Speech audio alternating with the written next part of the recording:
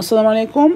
আমাদের এটা হচ্ছে ম্যালেরিয়ার থার্ড অ্যান্ড ফাইনাল ভিডিও। এখানে মেনলি আমরা ম্যালেরিয়ার কমপ্লিকেশন, ল্যাব ডায়াগনোসিস আর হচ্ছে ট্রিটমেন্ট নিয়ে আলোচনা করবো ইনশাল্লাহ। তো ফার্স্টলি আমরা কমপ্লিকেশানে আসি। কমপ্লিকেশনের দুইটা স্পেকট্রাম আমরা আলোচনা করবো। একটা হচ্ছে ফ্যালসিপারামের কমপ্লিকেশন, যে কিছু স্পেশাল কমপ্লিকেশন আছে, আর হচ্ছে ক্রনিক ম্যালেরিয়ার কমপ্লিকেশন, যে কোনো প্লাজমোডিয়ামের ভ্যারাইটিতেই হতে পারে। তো এটা একটা আলাদা রিটেন কোয়েশ্চেন আসে যে প্লাজমোডিয়াম ফ্যালসিপারাম কেন বেশি ডেঞ্জারাস, এটার ইউনিক কিছু লাইফ থ্রেটনিং কমপ্লিকেশন আছে, সেজন্য বেশি ডেঞ্জারাস, এই কথাটা বলে আমরা কমপ্লিকেশন স্টার্ট করব। তো নাম্বার 1 হচ্ছে সেরেব্রাল ম্যালেরিয়া। সেরেব্রাল ম্যালেরিয়া আমরা অনেকটা আন্দাজ করতে পারি, যে আমরা প্রিভিয়াসলি দুইটা হাইপোথিসিস দেখেছিলাম সাইটো অ্যাডহেরেন্সের। নাম্বার 1 হচ্ছে মেকানিক্যাল হাইপোথিসিস, যেখানে আমরা PFEMP প্লাজমোডিয়াম ফ্যালসিপারাম ইরিথ্রোসাইট মেমব্রেন প্রোটিন 1 এর আপরেগুলেশন করানোর মাধ্যমে এটার যে অ্যাডহেশনের টেন্ডেন্সিটা, মানে প্যারাসাইট ইনফেক্টেড আরবিসির, এটা বেড়ে যায়। তখন হচ্ছে ICAM1 এর সঙ্গে এটা বাইন্ড করার টেন্ডেন্সি বেড়ে যাবে, এবং ICAM1টা সেরেব্রাল ভেসেলে যখন থাকে তখন এটা সেরেব্রাল ভেসেলে গিয়ে এরকম রোজেটিং হয়, অনেকগুলি এরকম আরবিসি মিলে এই ভেসেলটা ব্লক করে ফেলতে পারে। আবার সিমিলারলি আমরা সাইটোকাইন হাইপোথিসিসে যেটা দেখেছিলাম, যে নাইট্রিক অক্সাইড সিনথেস আপরেগুলেট করে যখন ভেজোডাইলেটারগুলি বাড়িয়ে দেয়, তখন হচ্ছে ব্লাড ব্রেন ব্যারিয়ার ডিসরাপ্টেড হয়, প্যারাসাইট ভিতরে ঢুকতে পারে, প্যারাসাইট ইনফেক্টেড আরবিসি আর কি, তখন হচ্ছে সেখানে অক্লুশন করে। তো এন্ড রেজাল্ট আর কি মেনলি ভ্যাসকুলার অক্লুশন, যেটা হচ্ছে ব্রেন ক্যাপিলারিতে ইনফেক্টেড আরবিসি প্লাগিং দিয়ে হয়, প্লাগের মতো এরকম লেগে ভেসেলটা অক্লুডেড হয়ে যায়। তো এই অক্লুশনের জন্য অ্যানক্সিয়া ডেভেলপ করে, এবং এই ব্রেনে অ্যানক্সিয়া ডেভেলপ করার জন্য বেশ কিছু সাইন্স অ্যান্ড সিমটম আমরা দেখতে পাই। একটা হচ্ছে এনক্যাফালোপ্যাথি, যেটা ডিফিউজ এবং সিমেট্রিক টাইপের হয়ে থাকে। এছাড়া হচ্ছে কনভালশন হয়ে থাকে মেইনলি চিলড্রেনদের ক্ষেত্রে, loss of tone and reflex হতে পারে, আর আদার কিছু এফেক্ট থাকতে পারে, যে যার মধ্যে আছে আমরা যেহেতু কনভালশন মাথায় রাখছি, সেটা দিয়ে সিজার মাথায় রাখতে পারি, রেটিনাল হেমোরেজ হতে পারে। এছাড়া মেনেঞ্জিয়াল ইরিটেশনের সাইনটা অ্যাবসেন্ট থাকে, এটা একটা পয়েন্ট ওয়ার্থ নোটিং। এরপর আসে পার্নিশিয়াস ম্যালেরিয়া। পার্নিশিয়াস ম্যালেরিয়া হচ্ছে একটা ক্লাসিক ট্রায়াড। এটা হচ্ছে ব্ল্যাক ওয়াটার ফিভার থাকবে, সেপ্টিসেমিক ম্যালেরিয়া থাকবে, আর অ্যালজিড ম্যালেরিয়া থাকবে। ব্ল্যাক ওয়াটার ফিভার যখন আমরা দেখবো, আমাদের মাথায় একটা জিনিস ঢুকাতে হবে, haemolytic anaemia, massive haemolytic anaemia, intravascular massive haemolysis নামে আছে ফিভার, এবং সাথে হচ্ছে হিমোগ্লোবিন ইউরিয়া। এই তিনটা ট্রায়াড মিলে হচ্ছে ব্ল্যাক ওয়াটার ফিভার। মেইনলি যেসব ফ্যালসিপারাম পেশেন্টদের কুইনাইন দিয়ে ট্রিটমেন্ট দেওয়া হয়, তাদের এটা হয়ে থাকে, এবং এটা মেকানিজম অফ অ্যাকশনটা আননোন, কিন্তু অটো ইমিউন মনে করা হয়, যে প্যারাসাইট ইনফেক্টেড যে আরবিসি আছে তাদের এগেনস্টে ইমিউনোগ্লোবুলিন ডেভেলপ করে কুইনাইন ট্রিটমেন্টের জন্য, এভাবে একটা ইমিউন কমপ্লেক্স ডিপোজিট করে এই সাইন্স অ্যান্ড সিমটমগুলো হতে পারে। অ্যালজিড ম্যালেরিয়া, অ্যালজিড শব্দটা বলতে কোল্ড বোঝায়। তো কোল্ড হচ্ছে ইউজুয়ালি হয় কারণ হচ্ছে শক ডেভেলপ করে এই পেশেন্টটার। তো এটার তিনটা ভ্যারাইটি আছে, এটা দিয়ে আমরা মাথায় রাখবো গ্যাস্ট্রো ইন্টেস্টাইনাল। এটা যেরকম হিমোলাইটিক অ্যানেমিয়া, অ্যালজিড ম্যালেরিয়া দেখলেই গ্যাস্ট্রো ইন্টেস্টাইনাল কজ, এটা মাথায় রাখবো। এটা হচ্ছে নাম্বার 1 একটা গ্যাস্ট্রিক টাইপের হতে পারে, যেখানে ভমিটিং হচ্ছে প্রমিনেন্ট থাকবে। এছাড়া হচ্ছে ব্লাডি ডায়রিয়া হতে পারে, ডিসেন্ট্রিক টাইপ, কলেরিক টাইপ হতে পারে, যেখানে ওয়াটারি ডায়রিয়া দেখা যাবে। তো যে কোনো কজেই হোক ডায়রিয়া হবে, এবং ভলিউম লস হবে ম্যাসিভলি। এই ম্যাসিভ ভলিউম লসের জন্য হচ্ছে শক ডেভেলপ করবে বা সার্কুলেটরি ফেলিয়ার ডেভেলপ করবে, আমরা হাইপোটেনশন পাবো, এবং কোল্ড ক্ল্যামি স্কিন, যেটা প্যাথোগনোমিক অফ শক, সেটা আমরা খুঁজে পাবো। সেপ্টিসেমিক ম্যালেরিয়ায় সেপসিস সেলফ এক্সপ্লেনেটরি, এখানে হচ্ছে প্রচুর ফিভার হবে, হাইগ্রেড ফিভার। ফিভারের জন্য প্রোস্ট্রেশন পর্যন্ত ডেভেলপ করতে পারে, মানে একদম পেশেন্ট অকেজো হয়ে যাবে, কোনো কাজ করতে পারবে না, এবং হচ্ছে মাল্টি অর্গান ফেলিয়ার ডেভেলপ করতে পারে। তো এই হচ্ছে আমাদের পার্নিশিয়াস ম্যালেরিয়া। এরপরে আমরা আদার্স কয়েকটা সাইন্স অ্যান্ড সিমটম পাবো, যার মধ্যে পালমোনারি ইডিমা এবং অ্যাকিউট রেসপিরেটরি ডিস্ট্রেস সিনড্রোম। তাছাড়া আমরা পেতে পারি জিআইয়ের মধ্যে জন্ডিস, দেন হচ্ছে জন্ডিসের সঙ্গে মাথায় রাখতে পারি অ্যানিমিয়ার এ দিয়ে আরেকটা মাথায় রাখতে পারি অ্যাসিডোসিস, যেহেতু আমাদের ডেভেলপ করতে পারে সার্কুলেটরি ফেলিয়ার, সেক্ষেত্রে মেটাবলিক ডিসঅর্ডার ডেভেলপ করতে পারে। মেটাবলিক ডিসঅর্ডার দিয়ে আরেকটা মাথায় রাখতে পারে হাইপোগ্লাইসিমিয়া। তারপর হচ্ছে রেনাল ফেলিয়ার, ডিআইসি, এগুলি ডেভেলপ করতে পারে। রেনাল ফেলিয়ার মেনলি ডেভেলপ করে হচ্ছে এই যে প্যারাসাইটগুলি ভেসেলের প্রতি তাদের একটা ছিল, ভেসেল অক্লুড করার তাদের টেন্ডেন্সি রোজেটিকের মাধ্যমে। তো তারা হচ্ছে রেনাল ভ্যাসকুলেচারও অক্লুড করতে পারে, যার কারণে অ্যাকিউট টিউবুলার নেক্রোসিস হওয়ার পর অ্যাকিউট রেনাল ফেলিয়ার হতে পারে। আর জন্ডিস নিয়ে বলার হচ্ছে যে জন্ডিসটা আসলে হিমোলাইটিক অ্যানিমিয়ার জন্য হতে পারে, বেশি বেশি আনকনজুগেটেড বিলিরুবিন থাকবে, হেপাটোসেলুলার ইনজুরি করতে পারে, বা কোলেস্টেসিসও ডেভেলপ করতে পারে। মোটামুটি এই। এরপর ক্রনিক কমপ্লিকেশন নিয়ে আমার কয়েকটা কথা হচ্ছে, নাম্বার 1 ট্রপিক্যাল স্প্লিনোমেগালি, এছাড়া হতে পারে কোয়ার্টান ম্যালেরিয়াল নেফ্রোপ্যাথি, আর বার্কিটস লিম্ফোমা, এই তিনটে আর কি ক্লাসিক। তো ট্রপিক্যাল স্প্লিনোমেগালি সিনড্রোম, তো এইটা একটা অটো ইমিউন রেসপন্স বা অ্যাবনর্মাল ইমিউন রেসপন্স আমরা যদি মাথায় রাখি, এবং নামের মধ্যে হচ্ছে স্প্লেনোমেগালি। সো এখানে আমরা স্প্লেনোমেগালি পাবো, এটা আমরা ফার্স্ট ইমপ্রেশন নিতে পারি।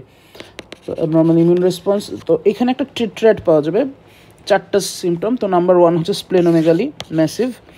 নাম্বার 2 হচ্ছে বিভিন্ন জায়গায় আমরা একবারে মাথায় রাখি ইমিউনোগ্লোবুলিন অনেক বেড়ে যাচ্ছে, মানে সোজা কথায় লিম্ফোসাইটোসিস হচ্ছে। এখন এই লিম্ফোসাইটোসিসটা লিভারে হয়, লিভারে লিম্ফোসাইটোসিস হওয়ার কারণে হেপাটোমেগালি ডেভেলপ করে, হেপাটিক সাইনোসাইটাল লিম্ফোসাইটোসিস হয়। এই ইমিউনোগ্লোবুলিনটা হচ্ছে বেড়ে যাওয়ার কারণে এটা ইসে দেখতে পাই, আমরা পেরিফেরাল ব্লাডে দেখতে পারি, পেরিফেরাল বি সেল লিম্ফোসাইটোসিস হিসেবে প্রেজেন্ট করবে, এবং এটা মেনলি অ্যান্টি ম্যালেরিয়াল ইমিউনোগ্লোবুলিন। এছাড়া হচ্ছে আমরা মার্কড রাইজ অফ আইজিএম পাবো, যেটা এক টাইপের ইমিউনোগ্লোবুলিন, এখানে পলিক্লোনাল বি সেল অ্যাক্টিভেশনের জন্য হচ্ছে এটা বলা হয়। তো মোটামুটি এবং এইটার এই সিনড্রোমটার হচ্ছে মার্কড একটা ভালো রেসপন্স হচ্ছে প্রোগুয়ানিল, একটা ড্রাগ অ্যান্টি ম্যালেরিয়াল, এটার প্রতি।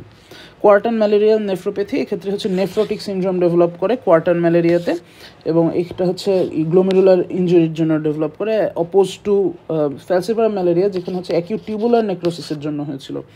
এরপর হচ্ছে বার্কিটস লিম্ফোমা, এটা ইমিউনো সাপ্রেশন হবে। এখানে ইমিউনো সাপ্রেস যে চিলড্রেন আছে তাদের হচ্ছে ইমিউনো সাপ্রেশনের জন্য এপস্টিন বার ভাইরাস ইনফেকশনের চান্সটা বেড়ে যায়, স্পেশালি আফ্রিকান চিলড্রেনদের ক্ষেত্রে এটা দেখা যায়, তাদের হচ্ছে বার্কিটস লিম্ফোমা আলটিমেটলি ডেভেলপ করতে পারে।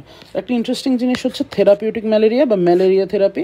এইটার কনসেপ্ট বা বেসিক হাইপোথিসিস হচ্ছে যে ম্যালেরিয়া ইনফেক্টেড পেশেন্টের ক্ষেত্রে নিউরোসিফিলিস প্রোগ্রেস করে না, এটা নিউরোসিফিলিস একটা ট্রিটমেন্ট হিসাবে ম্যালেরিয়া আর কি দেওয়া হয়। তো ক্ষেত্রে ম্যালেরিয়ার যে ভেক্টরটা তাকে ন্যাচারালি বাইট করার পরিবেশ সৃষ্টি করা হয়, অথবা হচ্ছে যে একজন ইনফেক্টেড ম্যালেরিয়াল পেশেন্টের ব্লাডটা ডোনেট করা হয় সিফিলিসের পেশেন্টের মধ্যে, অথবা হচ্ছে মস্কিটোর যে স্যালাইভারি গ্ল্যান্ডের ইমালশন এইটা আর্টিফিশিয়ালি ইনজেক্ট করা হয়। তো এইভাবে আর কি নিউরোসিফিলিসের ট্রিটমেন্ট হিসেবে ম্যালেরিয়াকে ইউজ করা হতো এক সময়।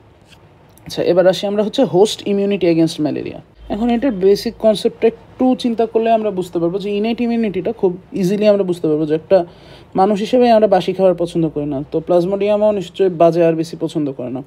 সো পার্টিকুলার প্লাজমোডিয়ামের আবার পার্টিকুলার আরবিসির প্রতি অ্যাট্রাকশন আছে, সেটা আমরা আগেই দেখছিলাম যে ম্যালেরিয়া হচ্ছে ওল্ড আরবিসিকে বেশি আর কি প্রেফার করে, সো তারা রেজিস্টেড বাই ইয়াং আরবিসি। আবার হচ্ছে ভাইভ্যাক্স এবং ওভালি ওরা হচ্ছে ইয়াং আরবিসিকেই টার্গেট করে, সো ওল্ড আরবিসিরা তাদের আর কি রেজিস্ট করে। এছাড়া হচ্ছে যদি কোনো খুঁত থাকে আরবিসিতে সেটা হচ্ছে আর ম্যালেরিয়ারা পছন্দ করে না। যেরকম হিমোগ্লোবিন যদি নর্মাল না হয়ে থাকে, সিকল সেল হিমোগ্লোবিন, যেটা হিমোগ্লোবিন এস, হিমোগ্লোবিন সি, ই, তারপর হচ্ছে ফিটাল হিমোগ্লোবিন, এগুলো তো নর্মালি অ্যাডাল্ট ব্লাডে থাকে না, তো এরা হচ্ছে রেজিস্ট করে ফ্যালসিপারাম যে প্লাজমোডিয়ামটাকে। এরপরে হচ্ছে যদি হেরিডিটারি ওভালোসাইটোসিস, যেটা স্ফেরোসাইটোসিসের আরেকটা ভেরিয়েন্ট, ইলেকট্রোসাইটোসিস বা ওভালোসাইটোসিস, এরা হচ্ছে প্লাজমোডিয়াম ফ্যালসিপারামকে রেজিস্ট করে। G6PD ডেফিসিয়েন্সি থাকলে সেটা ফ্যালসিপারামকে রেজিস্ট করে। তো এরকম হচ্ছে যদি হিমোগ্লোবিন বা যদি কোনো আরবিসি রিলেটেড গ্যাঞ্জাম থাকে সেই ক্ষেত্রে এটা ফ্যালসিপারামকে রেজিস্ট করে। ইন শর্ট স্পেসিফিক জেনেটিক থাকে, প্রোটেক্টিভ থাকে, যে এই যে এই ছেলে BW53, এই ছেলে DRW13.02, তারপর হচ্ছে R111 জিন, এরা হচ্ছে সেরিব্রাল ম্যালেরিয়াকে রেজিস্ট করে, মুখস্থ করতে হবে। আর যেটা বলছিলাম যে উইক আরবিসি বা লেস অ্যামাউন্ট অফ আরবিসি হলে সেটা সিভিয়ার ম্যালেরিয়াকে রেজিস্ট করে, কারণ ম্যালনিউট্রিশন যাদের আছে তাদের আরবিসি এমনিতেই কম, তো তাদের সিভিয়ার ম্যালেরিয়া ডেভেলপ করার আসলে স্কোপই কম, কারণ ম্যালেরিয়া ওই হরতক ইনফেক্ট করতেই পারতেছে না। আরেকটা ইন্টারেস্টিং পয়েন্ট হচ্ছে ডাফি নেগেটিভ আরবিসি। ডাফি হচ্ছে একটা অ্যান্টিজেন যেটা আরবিসির গায়ে আপরেগুলেটেড থাকে, একটা মাইনর অ্যান্টিজেন। তো এরা হচ্ছে প্লাজমোডিয়াম ভাইভ্যাক্সের রিসেপ্টর হিসেবে কাজ করে অ্যান্টিজেনগুলি। তো যদি ডাফি নেগেটিভ থাকে কেউ, তার ক্ষেত্রে হচ্ছে ম্যালেরিয়া হওয়ার চান্সটা কমে যায়। তো এইভাবে আর কি ইনেট ইমিউনিটিটা কাজ করে। হিউমারাল ইমিউনিটির মধ্যে হচ্ছে যে সার্কুলেটিং অ্যান্টিবডিজ AMG, এরা হচ্ছে কাজ করে।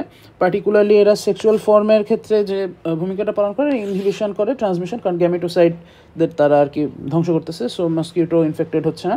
আর অ্যাসেক্সুয়াল ফর্মের ক্ষেত্রে হচ্ছে আরবিসি ইনভেশন এবং সিকুয়েস্ট্রেশনের এগেনস্টে তারা কাজ করতেছে, কারণ তারা ট্রোফোজয়েড, মেরোজয়েড এদের এগেনস্টে কাজ করতেছে।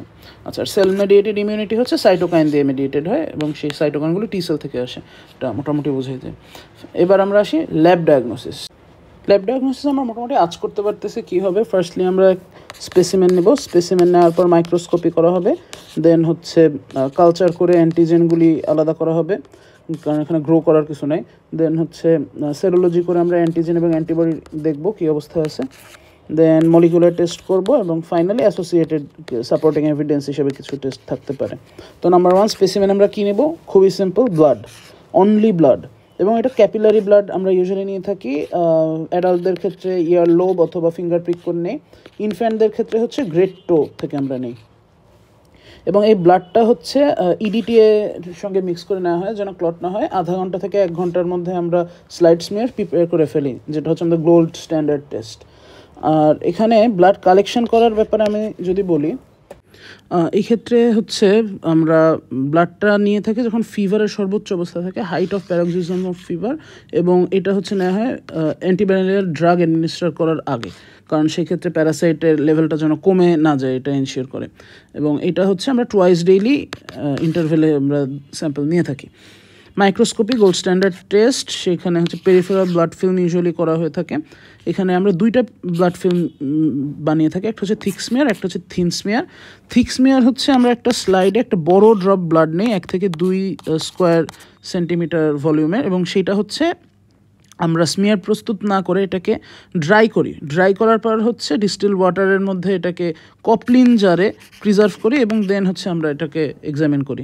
আর যেটা হচ্ছে থিন স্মিয়ার আমরা যেরকম করে আরেকটা দিয়ে গ্লাস স্লাইড দিয়ে একটা টান দিয়ে 45 ডিগ্রি অ্যাঙ্গেল করে হ্যান এগুলো করে, ওইটাই হচ্ছে থিন স্মিয়ার। তো থিক স্মিয়ারের অ্যাডভান্টেজ হচ্ছে এখানে যেহেতু বেশি ভলিউম অফ ব্লাড ইনভলভ, এটা মোর সেন্সিটিভ, যে 40 টাইমস মোর সেন্সিটিভ দেন থিন স্মিয়ার। আর এটা কোয়ান্টিফিকেশানে হেল্প করে, বাট এটা স্পিসিস ডেমনস্ট্রেশনে খুব একটা ভূমিকা পালন করে না। এবং এখানে হচ্ছে পিগমেন্টগুলি ডেমনস্ট্রেট ইজিলি করা যায়। থিন স্মিয়ারের ইম্পর্টেন্স হচ্ছে different species of malarial Parasite আমরা এখানে আলাদা করতে পারি, যদিও এটা লেস সেন্সিটিভ, মানে এটা স্পেসিফিক বেশি বাট সেন্সিটিভ কম। কারণ হচ্ছে আমরা যখন থিক স্মিয়ারটা প্রিপেয়ার করি, ডিস্টিল ওয়াটারে যখন আমরা এটা ভিজিয়ে নেই, সেই সময় হচ্ছে হিমোগ্লোবিনটা ডিহিমোগ্লোবিনাইজড হয়ে যায়, মানে আরবিসিটা, তখন হচ্ছে স্পিসিসের ডিফারেন্সিয়েট করাটা ইম্পসিবল হয়ে যায় অলমোস্ট। আচ্ছা, এরপরে হচ্ছে থিন স্মিয়ার না করে আরেকটা অল্টারনেটিভ, যেটা রিলেটিভলি নিউ প্রসেস, যদিও এটা লেস অ্যাপ্লাইড, সেটা হচ্ছে ফ্লোরোসেন্স মাইক্রোস্কোপি, পার্টিকুলারলি কোয়ান্টিফিকেশন বা কোয়ান্টিটেটিভ বাফিকোড, যেটা এভাবে আমরা করে থাকি। এটাকে কাওয়ামোটোস টেকনিক বলে। তো এই ক্ষেত্রে আমাদের যে স্টেনটা ইউজ করা হয় সেটা হচ্ছে অ্যাক্রিডিন অরেঞ্জ। অ্যাক্রিডিন অরেঞ্জের স্পেশালিটি হচ্ছে ওরা ডিএনএকে স্টেন করে, প্যারাসাইটিক ডিএনএকে স্টেন করে, এবং আরবিসি যেহেতু নন নিউক্লিয়েটেড, এর মধ্যে কোনো ডিএনএ নাই, সো এটাকে আনস্টেন থাকে। বাট সমস্যা হচ্ছে বাট ডাব্লিউবিসিকে স্টেন করে ফেলে, এবং স্টেনটা হচ্ছে গ্রিন কালারের হয়, যে নিউক্লিয়ার ডিএনএ মাইক্রোস্কোপে গ্রিন কালারের দেখা যায়। এই প্রিন্সিপালটা এমপ্লয় করে কোয়ান্টিটিভ বাফিকোড এক্সামিনেশন করা হয়। সেই ক্ষেত্রে হচ্ছে ব্লাডটাকে সেন্ট্রিফিউজ করে কনসেন্ট্রেট করা হয়, দেন হচ্ছে এটাকে অ্যাক্রিডিন অরেঞ্জ দিয়ে স্টেন করে, দেন হচ্ছে আল্ট্রাভায়োলেট লাইট সোর্সের আন্ডারে দেখা হয়। তো এই ক্ষেত্রে হচ্ছে অ্যাক্রিডিন অরেঞ্জ প্যারাসাইটিক ডিএনএকে স্টেন করে। এইটা হচ্ছে আমাদের মাইক্রোস্কোপির পরে অ্যান্টিজেন ডিটেকশন, অ্যান্টিবডি ডিটেকশনের আগে আমরা যেটা করি, কালচার করি, কারণ আমাদের তো আগে অ্যান্টিজেন দরকার। তো অ্যান্টিজেন প্রিপারেশনের জন্য কালচার করা হয়। আমরা হচ্ছে আরপিএমআই মিডিয়া 1640, আরপিএমআই মিডিয়া 1630 এগুলো ইউজ করি, মোস্টলি 1640 ইউজ করি, মিডিয়াম 199 আমরা ইউজ করে থাকতে পারি। এরপর হচ্ছে আমরা অ্যান্টিজেন ডিটেকশন করি, যেটা র্যাপিড ডায়াগনস্টিক টেস্ট। এক্ষেত্রে যে অ্যান্টিজেনগুলি ডিটেক্ট করা হয় সেটা হচ্ছে অ্যালডোলেজ, এলডিএইচ, আর হচ্ছে হিস্টিন রিচ প্রোটিন টাইপ 2, যেটা আমরা দেখেছিলাম একটা ভিডুলেন্স ফ্যাক্টর ছিল, এদের আর কি ডিটেক্ট করে ইউজুয়ালি। প্রসিজিওরটা হচ্ছে একটা বাফারের সঙ্গে মিক্স করা হয় প্যারাসাইটাইজড ব্লাড, মানে যেটা লেখা 5 থেকে 50 মাইক্রোলিটার পেরিফেরাল ব্লাডের সঙ্গে এই বাফার মিক্স করা হচ্ছে। এবং বাফারে 2টো কম্পোনেন্ট থাকে, একটা হচ্ছে আরবিসি লাইসিসের জন্য, আরেকটা হচ্ছে ইমিউনোগ্লোবুলিন, পলিক্লোনাল ইমিউনোগ্লোবুলিন, যেটা হচ্ছে আরবিসিতে যদি কোনো ম্যালেরিয়াল অ্যান্টিজেন থাকে, সেই অ্যান্টিজেনের সঙ্গে তারা রিঅ্যাক্ট করে কমপ্লেক্স ফর্ম করে, যে কমপ্লেক্সগুলি আবার একটা মেমব্রেনে ডিপোজিট করার পর সেটাকে ডিটেক্ট করা যায়। তো এখানে সেটাই লেখা যে buffer causes RBC lysis and release of antigen, আর buffer also contains polyclonal immunoglobulin coated with aurum, যেটা হচ্ছে গোল্ড, এবং এটা হচ্ছে অ্যান্টিজেন অ্যান্টিবডি কমপ্লেক্স ফর্ম করে। এবং এই অ্যান্টিজেন অ্যান্টিবডি কমপ্লেক্সটা যদি পাস করে নাইট্রোসেলুলোজ মেমব্রেন দিয়ে, তখন হচ্ছে যদি অ্যান্টিজেন থাকে সেক্ষেত্রে তো অ্যান্টিবডি কমপ্লেক্স ফর্ম হয়েছে, অ্যান্টিজেন অ্যান্টিবডি কমপ্লেক্স, সেই ক্ষেত্রে পজিটিভ কেস দেখা যায়। আর যদি কোনো অ্যান্টিজেন না থাকে সেক্ষেত্রে কোনো ডিপোজিশন থাকে না, এটা একটা নেগেটিভ কেস। এছাড়া হচ্ছে সেরোলজি আমরা ইমিউনোগ্লোবুলিন ডিটেকশন দিয়ে করে থাকি, পাস্ট ইনফেকশন ডিটেকশন এটা ইন্ডিকেট করে, অ্যাক্টিভ ডিজিজ না। এখানে মেইনলি এলিসা, আইএফএ, আরডিটি দিয়ে সেরোলজি করা হয়ে থাকে। আচ্ছা, এরপরে হচ্ছে molecular diagnosis, classic PCR detection করে, এবং নন স্পেসিফিক কিছু টেস্ট আছে, যেরকম ফিভারের জন্য হচ্ছে সিরি অ্যাক্টিভ প্রোটিন ইএসআর, এটা আমরা দেখি। তাছাড়া কমপ্লিট ব্লাড কাউন্ট করে দেখি। কমপ্লিট ব্লাড কাউন্টের আরবিসি দিয়ে অ্যানিমিয়া অ্যাসেস করা হয়, ডাব্লিউবিসি দিয়ে ফিভার ইন্ডিকেট করে, প্লেটলেট কাউন্ট দিয়ে হচ্ছে ডিআইসির প্রিডিসপোজিশন আছে কিনা এটা দেখা হয়। তো রিলেটেডলি আবার হচ্ছে আমরা প্রোথ্রম্বিনটাইন, অ্যাক্টিভেটেড পার্শিয়াল থ্রম্বিনটাইন, দেন হচ্ছে অ্যান্টিথ্রম্বিন 3 এর লেভেল, এগুলি আমরা দেখে থাকি। তারপর হচ্ছে আমরা দেখেছিলাম যে কমপ্লিকেশন হিসেবে হাইপোগ্লাইসিমিয়া ডেভেলপ করতে পারে, সেক্ষেত্রে সেরাম ব্লাড গ্লুকোজটা চেক করা হয়। দেন হচ্ছে হতে পারে অ্যাসিডোসিস, দেন হচ্ছে মেটাবলিক ডিসঅর্ডারগুলো অ্যারাইজ করতে পারে, সেক্ষেত্রে সেরাম ইলেকট্রোলাইট অ্যাসেস করা হয়, হিউম্যান লাইসোজোমও চেক করা হয়। আচ্ছা, তো ট্রিটমেন্ট নিয়ে আলোচনা করার আগে একটু আমরা আরেকটা জিনিস দেখে নেই, এটা হচ্ছে কোয়ান্টিফিকেশন টেকনিক। এটা একটা ওল্ড ডায়াগনস্টিক টেকনিক ছিল, এখন অবসোলিট এটা। তো এটা হচ্ছে প্লাস সিস্টেম বলা হয়, যে প্লাস দিয়ে দেখানো হয় যে কতটা প্যারাসাইট আছে। যেরকম অয়েল ফিল্ড ইমার্শন 100টা করার পর তার মধ্যে হচ্ছে কয়টা প্যারাসাইট পেলাম। যদি 100 অয়েল ফিল্ড ইমার্শন করার পর 1 থেকে 10টা প্যারাসাইট পাই, সেটা হচ্ছে +1 বা প্লাস। যদি 11 থেকে 100টা প্যারাসাইট পাই 100টায়, দেন হচ্ছে +2। এবং যদি আমরা পার অয়েল ফিল্ড ইমার্শনে 1 থেকে 10টা করে পাই, সেটা +3। এবং পার অয়েল ফিল্ড ইমার্শন যদি 10-এর বেশি পাই, সেক্ষেত্রে হচ্ছে +4। আচ্ছা, আর হচ্ছে সিভিরিটি, প্রগনোসিস এবং ড্রাগ রেজিস্ট্যান্স চেক করার জন্য হচ্ছে পার্সেন্টেজ কাউন্ট করে দেখা হয়। এই ক্ষেত্রে হচ্ছে থিক স্মিয়ারে আমরা টোটাল ব্লাড ডাব্লিউবিসির এগেনস্টে কয়টা প্যারাসাইট আছে, আর থিন স্মিয়ার হচ্ছে টোটাল আরবিসির এগেনস্টে কয়টা আছে প্যারাসাইট আছে, এটা অ্যাসেস করে আর কি দেখা হয়। আচ্ছা, ট্রিটমেন্ট খুবই স্ট্রেট ফরওয়ার্ড। আমরা হচ্ছে মেইনলি একটা আর্টিমেথার কম্বিনেশন থেরাপি ইউজ করি। তো এক্ষেত্রে হচ্ছে আর্টিমেথারের সঙ্গে লুমেফ্যান্ট্রিন নামের একটা ড্রাগ ইউজ করে কম্বাইন্ড একটা ডোজে আমরা দিয়ে থাকি। 4 আওয়ারলি 3 ডেজ, মানে 6টা ডোজ দিই আমরা দিনে। আর হচ্ছে যদি এটা কোনো কারণে আনঅ্যাভেলেবল থাকে, দেন কুইনাইন 7 ডেজ প্লাস কোনো একটা অ্যান্টিবডির সাথে 7 ডেজ। তো অ্যান্টিবডি ইউজুয়ালি টেট্রাসাইক্লিন, ডক্সিসাইক্লিন বা ক্লিন্ডামাইসিন ইউজ করা হয়। আর যদি এগুলিও কাজিন হয়, কুইনাইনের সঙ্গে হচ্ছে একটা আর্টিসোনেটের গ্রুপ ইউজ করা হতে পারে, যে এখানে দেওয়া যে মেফ্লোকুইন বা অ্যামিডিওকুইনের সাথে আর্টিসোনেট ইউজ করা হয়েছে। এরপর যদি কমপ্লিকেটেড হয়ে যায়, সিভিয়ার, সেক্ষেত্রে হসপিটালাইজেশন মাস্ট, কারণ কনভালশন হতে পারে, দেন হচ্ছে শকে চলে যেতে পারে। সো হসপিটালাইজেশন করা হবে, এবং হসপিটালাইজেশনের রেফারালের আগে আমরা হচ্ছে এই যে কুইনাইন আর আর্টিসোনেটের ইয়েটা বলেছিলাম, এইটা আর কি দেওয়া হয়, পার রেক্টাল আর্টিসোনেট আর হচ্ছে ইন্ট্রামাসকুলার কুইনাইন। এটা পার কেজি বডি ওয়েটের উপর ডিপেন্ড করে একটা ডোজ দেওয়া হয়। এবং হসপিটালাইজেশনের পরে এই জিনিসটাই আর কি কন্টিনিউ হয়, যে আর্টিসোনেটটা ফার্স্ট লাইন, এটা ইন্ট্রাভাসকুলারলি আর কি দেই আমরা। যদি এটা কাজ না করে, সেক্ষেত্রে কুইনাইন এবং আর্টিমেথারের একটা কম্বিনেশন হিসাবে দেওয়া হয়। আচ্ছা, এরপর হচ্ছে প্রেগনেন্সিতে কুইনাইন হচ্ছে ফার্স্ট চয়েস, কারণ এখানে কুইনাইন অল ট্রাইমেস্টারেই সেফ। কিন্তু এর এগেনস্টে যেহেতু রেজিস্ট্যান্স ডেভেলপ করছে, এই জন্য এটা আবার একটু গ্যাঞ্জামের ব্যাপারও। সো ফার্স্ট ট্রাইমেস্টার বেশি সেন্সিটিভ, এই সময় হচ্ছে কুইনাইন এবং ক্লিন্ডামাইসিনের কম্বিনেশন দেওয়া হয়। এবং সেকেন্ড এবং থার্ড ট্রাইমেস্টার প্লাস ল্যাকটেশনে আমরা কম্বিনেশন থেরাপিতে রিভার্ট করতে পারি। আর যদি সিভিয়ার কেস অ্যারাইজ করে, সেক্ষেত্রে তো মাকে বাঁচানোটাই ফার্স্ট প্রায়োরিটি হয়ে যায়, তখন আর্টিসোনেট এবং কুইনাইন ইউজ করা হয়। তো প্লাজমোডিয়াম নিয়ে আমাদের এইটুকু আলোচনা। থ্যাংক ইউ, আসসালামু আলাইকুম।